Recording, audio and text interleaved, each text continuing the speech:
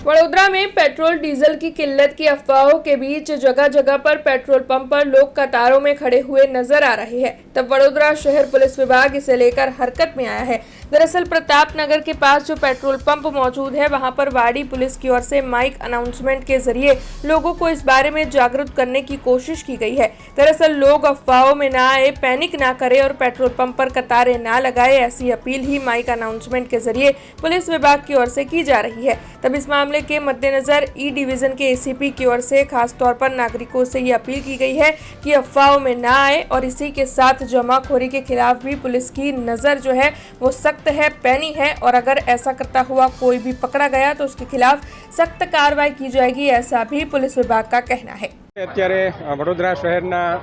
વાડી પોલીસ સ્ટેશનના અંડરમાં જે છે વિસ્તારમાં ભારત પેટ્રોલ પંપ અત્યારે પબ્લિક પેટ્રોલ અને ડીઝલ માટે આવી રહેલ છે, પરંતુ સરકારશ્રીએ સ્પષ્ટ કરેલ છે કે પેટ્રોલ અને ડીઝલનો જથ્થો છે એ પૂરતા પ્રમાણમાં ઉપલબ્ધ છે,